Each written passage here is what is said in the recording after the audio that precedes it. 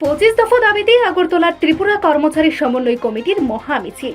রাজ্য ও কেন্দ্র সরকারের বিভিন্ন নীতির বিরুদ্ধে এবং নিজেদের দীর্ঘদিনের বকেয়া পাওনা আদায়ের লক্ষ্যে রবিবার আগরতলায় একটি বিশাল মিছিল করল ত্রিপুরা কর্মচারী সমন্বয় কমিটি।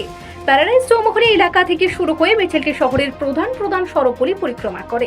এই কর্মসূচিতে বহু সংখ্যক সরকারি শিক্ষক, অশিক্ষক কর্মচারী এবং পেনশনভোগীরা অংশ নেন। আন্দোলনকারীরা তাদের বিভিন্ন দাবি সম্বলিত প্লেকার্ড ও ব্যানার হাতে নিয়ে স্লোগান দেন।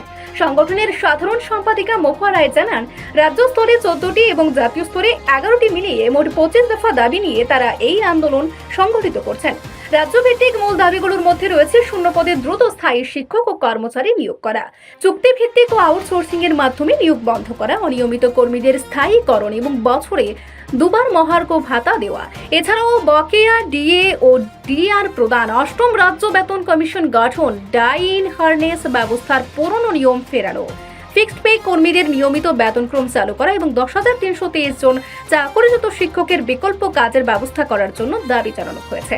একই সাথে জাতীয় স্তরে দাবিগুলোর মধ্যে উল্লেখযোগ্য হল 4টি নতুন শ্রম আইন ও পিএফআরডিএ আইন বাতিল করা, এনপিএস ও ইউপিএস প্রত্যাহার, রাষ্ট্রায়ত্ত সংস্থার বেসরকারীকরণ বন্ধ করা, অষ্টম কেন্দ্রীয় বেতন কমিশন কার্যকর করা এবং জাতীয় শিক্ষানীতি 2020 বাতিল করা। ত্রিপুরা কর্মচারী সমন্বয় কমিটি এসবি রোড বিগত 58-60 বছর ধরে শিক্ষক কর্মচারী তথা জনসাধারণের দাবি নিয়ে লড়াই করছে।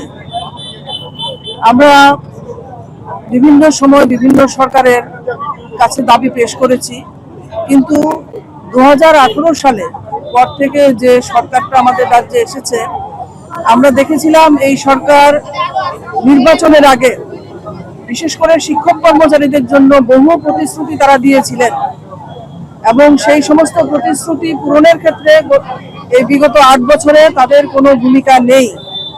আমরা লক্ষ্য করছি যে প্রতিশ্রুতি পূরণ তো দূরের কথা, সেখানে যে সমস্ত অধিকার আমাদের ছিল, দাবি দেওয়া অতীতে পূরণ হয়েছিল, সেই সমস্ত দাবিগুলি অধিকারগুলো তারা কেড়ে নিয়েছে।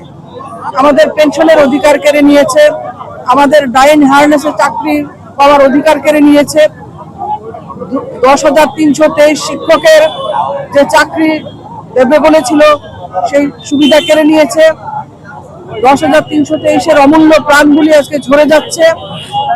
সমস্ত ধরনের অনিয়মিত কর্মচারীদের তারা নিয়মিত করবে বলেছিল, বছরে 50,000 চাকরি দেবে বলেছিল। সেই সমস্ত দিক থেকে তারা 180 ডিগ্রি ঘুরে তারা শ্রমিক, কৃষক, শিক্ষক কর্মচারী, ছাত্র, বেকার বিরোধী পদক্ষেপ নিয়ে চলেছে এবং তারা মুখে প্রচার করছে সুশাসন, মুখে প্রচার করছে সবকা সাথ সবকা বিকাশ, কিন্তু গত 8 বছরে আমাদের অভিজ্ঞতা হলো যে একটি দাবিও পূরণ হয়নি, বরং অনেক অধিকার আমাদের চলে গেছে।